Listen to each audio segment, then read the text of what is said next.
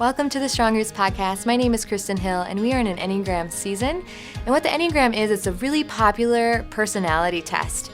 And what we want to do throughout this season is to show you how uniquely you are made in God's image through each personality type that they lay out. So get ready to learn more about yourself and others through this podcast.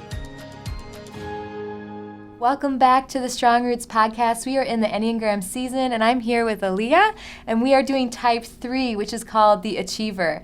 And how you would describe a Type 3 is, 3s are the shapeshifters of the Enneagram. They can wear numerous hats to fit various roles in society, and they long to be celebrated for their successes. So Aleah, does that ring true? It does. Really? It does. Yes. Thank you for being here. Yeah, thanks for having me. You ready for me to drill you? Mm-hmm. This isn't your first rodeo, right? Right. Yes. Okay, so speaking as a 3, what do you wish people knew about 3s? And do you feel like there are any misconceptions? I feel like what I wish people would know is that we're processors. I feel like because we tend to push down our emotions, it takes us a while to process them and really think. So I feel like with that could be a misconception of us coming off disenchanted or not paying attention or really not having an opinion about something. But it's really just the fact that we need time to process and we don't have an answer right then and there. But once you step back and think about it, it's like, okay, well, I've kind of processed through this and tapped into my emotions that I usually suppress. So in your life, do you then, so if I was asking you a question and you're like, oh, I have no idea, you went home and processed it, is it easy for you to then go back to the person and share your opinion, or is that hard? I think it could be hard, especially if it's not something that, like, we're in a topic about, we're kind of moved on, and it's like, well, why didn't you just say that yesterday? And it's like, but I didn't know about that yesterday, I had to think about it. And I think for some people who can process a lot faster, they're just like, well, I'm kind of over this already, Yes. That is so interesting. Is there certain questions that people could ask you to help? So I guess what I'm asking is like, so say you're like, I don't know. And I was like, if I ask multiple more questions, is that annoying to you or is that helpful to you? I think it's helpful. I think it could help trigger different things that I didn't think about or give like suggestions of different ways, like could I come alongside you better, or could I blank, or do you feel this, or maybe in this situation. I feel like that helps. But sometimes you just need a moment, especially if it's feelings, to really process. Yes. And think about it. Do you feel like that's something that you have always been? Or do you feel like there were situations in your life that maybe circumstances or events that made you kind of shut down and need to process alone? I'd definitely say there was events in my life that made me shut down. Growing up, my parents really didn't like us to share our emotions, especially my mom. She was an alcoholic, and like going to her, and if I was crying or something, she'd be like, quit feeling sorry for yourself. So that was a trigger of like, okay, you don't show your emotion. I kind of just shut down and would hide. If I was sad or crying, I would never cry in front of my parents and just kind of just leave it at that. So I think that just started the road to, okay, you don't share your emotions with people, you just kind of shove it down, move past it, and just barrel through. Who was the first person in your life where you felt safe to show emotions to? I'd say it was my high school boyfriend. Yeah. He actually was one of my first boyfriends that took me to church, and so I felt pretty safe, and him just opening that door to not make me feel like I was judged or whatever for my emotions was able to help me to open up. Was that huge when learning who Jesus is, that Jesus is a safe place? Yeah. How did that change things in your life? That emotions are a gift. I've definitely learned that throughout the years. It didn't make it something that was like, boom, I could share this right away. But I think just processing through and knowing that, like, it doesn't matter, like, if I share with someone and they hurt me, I can still open up and be vulnerable, and that's going to grow our relationship deeper if I'm vulnerable with you with my emotions, because then other people will want to share, or they might be feeling that too, but not knowing how to open up to you in that way. And I feel like for me, it's definitely been different stages of being able to open up with different people in my life that way, and Jesus has totally led the way. Oh, that's awesome. Yeah. What would you want to say to a 3 who is who is still shoving it down and who is scared to trust God or trust people? I would say, first off, give it to Jesus. Like, first, just pouring out your complaint and giving that hurt to him, and having someone that you trust, like, walk alongside them and just practice it, like, whether it's your spouse or a friend or a parent or whoever that is for you.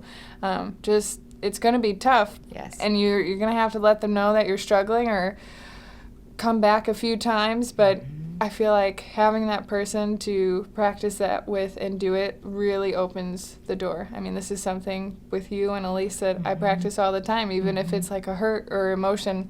I might not be able to say that in the moment, but once I process through it, like I can come back to you guys and know that I'm not going to be judged for coming back with that emotion. And it's just made it this habit that makes it easier to just continue to walk. It's like training, Yes. Like when you're working out, it gets easier. Yes, it's a muscle. It is. Yes. It is. All right. So, in your opinion, Aleah, what are the greatest strengths in a 3? Ooh, I think being able to multitask and, like how you said, just kind of shift into whatever situation it is and read people in their emotions or how they are and just adapt to that situation, and whether that person's feeling sad or happy, you can just kind of conform and relate with them on a different level. What's your favorite shape to shift? You know what I mean? Oh, I don't know. I think maybe with 7s, it's always fun, like just feeling that joy, and it's like, woo, could just, Yes. They kind of just let you feel like you can just do anything. Right, Everything's going to be great. And especially being an achiever, you're just like, chuk, chuk, chuk, chuk. Yes. And then 7s are just like, let's just go on adventure. Yes. Yes. And your husband's a 7. He is. Do you think that's what attracted you to him? I think so, yeah. That's awesome. Yeah, he just radiates that joy. I see that too. Yeah.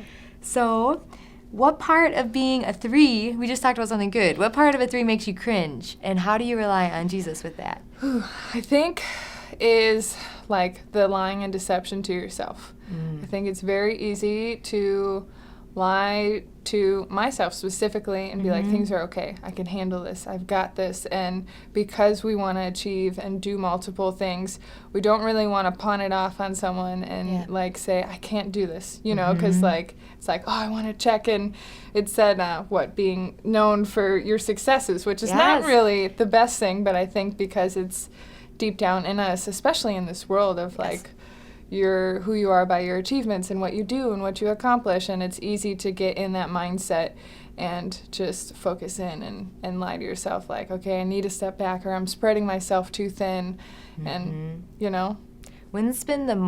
what time in your life has been the most unhealthy when it comes to trying to achieve? I think when I take on too much, like trying to do too many things and not learning the right no's, just like Pastor John had said in the sermons. I feel like it's easy for me to say yes and trying to conform to someone and making them happy, and almost getting on that people-pleasing train of, I can work, but I can also take this activity on, but I also got to do this thing for my spouse, and I might have kids, and now the family members need something, and I'm going to hurry up and cook for this, and I got to make sure the house is clean. And it's just like one thing after another that just starts snowballing, that after a couple of weeks, it's like, I'm really like burnt out and tired, but you just keep trying to trudge. And it's like, you got to learn where to cut off and know where God is calling you to in this season. And it's okay to say no, and it's okay to focus on something, because many things can be good, but not all things can be beneficial where you're at in your life. Right. What's on the line? So say you have 3 weeks where it's just go and you're achieving, and what gets hurt in your life the most? The relationships. I feel like especially in my relationship with my husband, I could see that if I'm choosing to achieve in work or other relationships and pouring into different things that I'm doing, and it's just kind of putting him on the back burner, and I'm like, he's fine. I'm accomplishing these things at home, but it's not actually taking the time to be with him and building that relationship with him. And you could really see it in those relationships because it comes off as being a workaholic, but it's really our way of providing or serving you in this way, because our biggest love language, maybe not for everybody, but kind of what I've seen is common, is serving others. Yes. Would you say that it's more common, and I don't know statistically, but in my circle, and maybe yours, is it more common for men to be threes than women?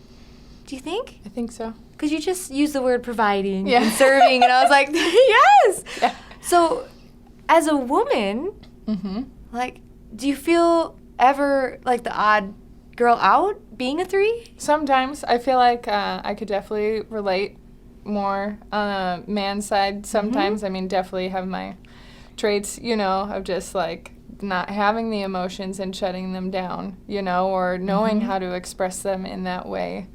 And I know you get along with men really well. Yeah. And we were just talking about that. You kind of can speak at a level and in a language that they understand. No fluff. Right. Yes, which is awesome.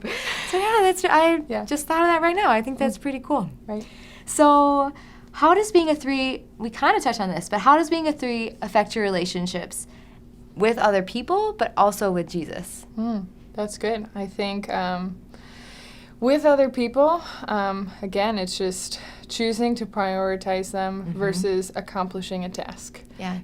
Versus like, I need to do this thing, or you think you're doing this thing for that person so that you can provide or make a meal or clean the house, and to them it might not even matter, but to you, you're like, oh, I'm doing this huge service, and I think knowing that in the relationships is key. Like, does this matter to this person, or am I wasting my time, and them seeing it as coming off wrong, Right. or expressing that to someone like, hey, this is my love language, or this is how I feel like I provide love for you. Though it's not always easy to know, because I feel like it took me time to be like, oh, I actually do that. Right. So, okay, talking about being the achiever, like that's literally the name. So when I imagine, and I feel this in my own relationship with God, but is it hard not to feel like you constantly need to be working to have right standing with God or achieving? Do you know what I'm trying to say?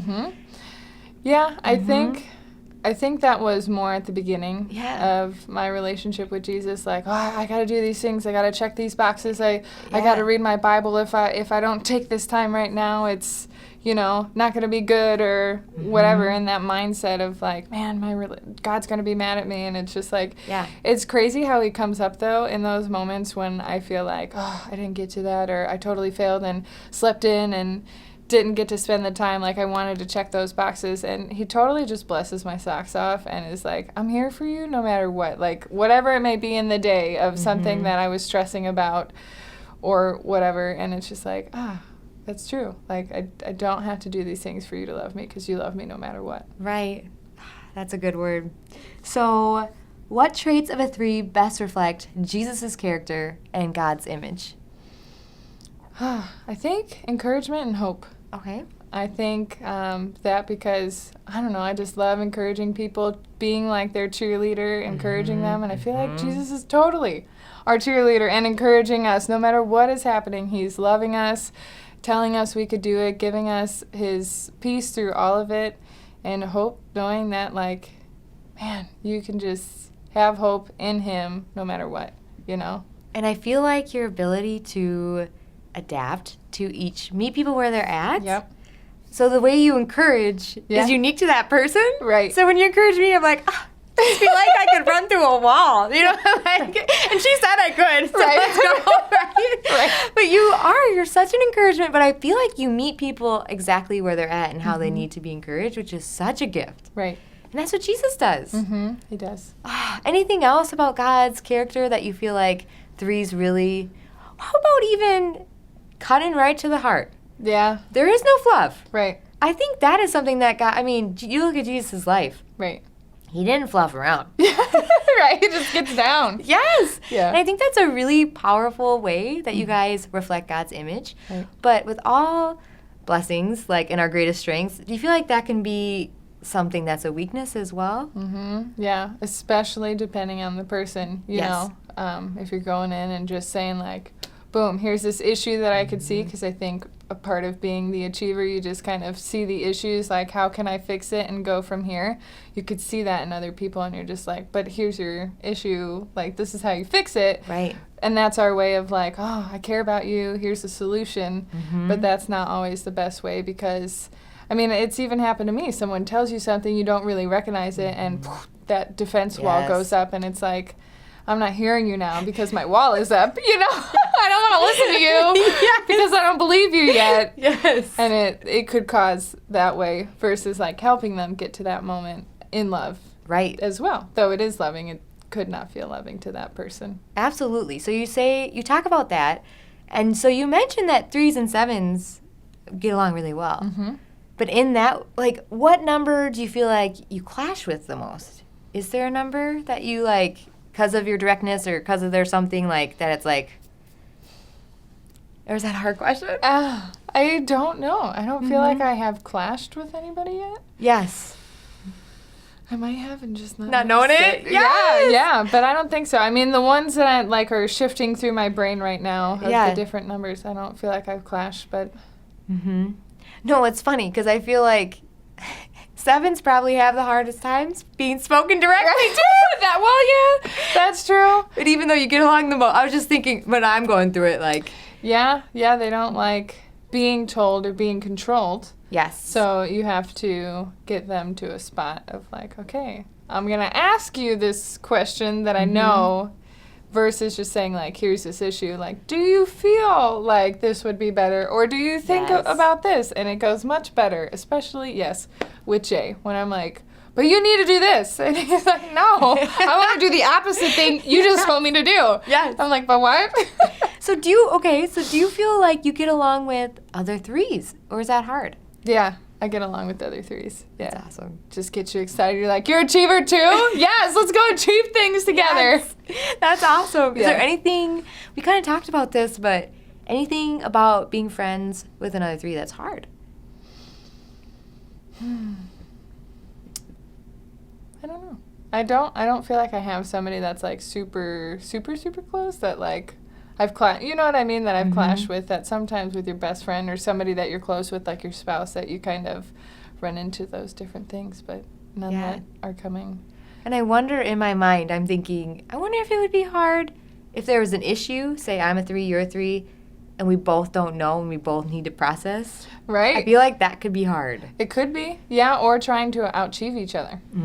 You know, because one of the things is you want to be the best. Mm-hmm. So if somebody's trying to outbeat you and you're both trying to be the best or have the best outfit or whatever it may be.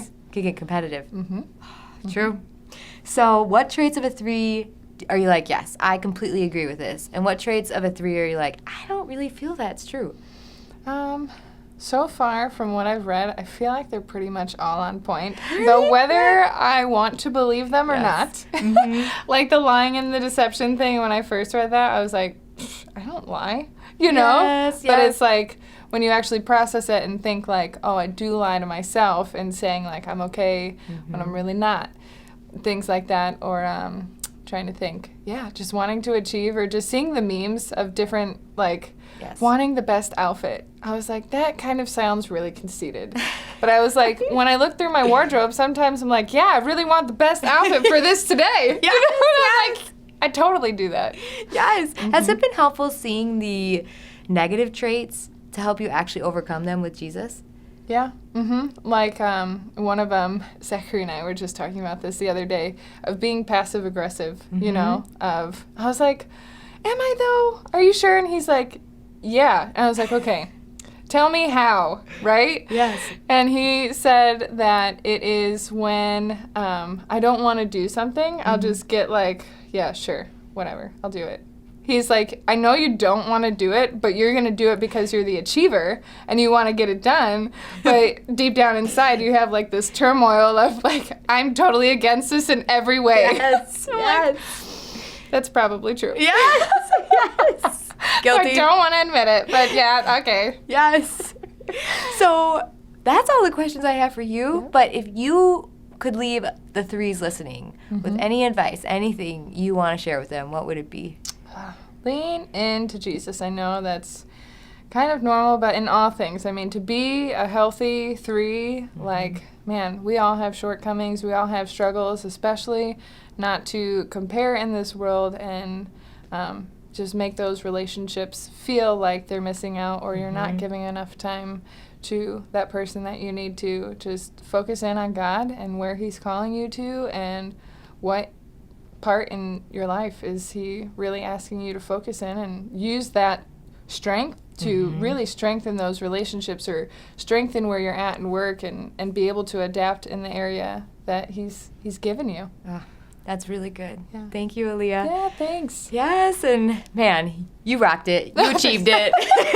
Yes. And thank you guys for listening, and all the threes watching. We don't want this podcast to just be something that you listen to and forget about. We want to challenge you to actually apply this to your life. Right. So here are our challenges. For threes, the first one is choose to believe that you are accepted and valued by God regardless of your actions. Another challenge is notice your aggressive nature when it comes to chasing goals and make sure you're not hurting others in the process. I got 4 for the threes. Another one is practice patience in your interactions and allow yourself to waste time if it means being able to build relationships with God and others. And the last possible challenge is actively unplug from the world in order to spend time with God. So, Aleah, which one of those challenges are you going to accept? I'm going to accept 2. Especially being an achiever. I think the practicing relationships. Yes. And the achieving pulling out from the world and just getting more alone time with God. I love it. Right. Thank you. Thanks. Hope you achievers take 2 too. Yes. Yes. And thank you so much for tuning in to this podcast. We are so glad that we get to do this season with you. Can't wait to catch up next time.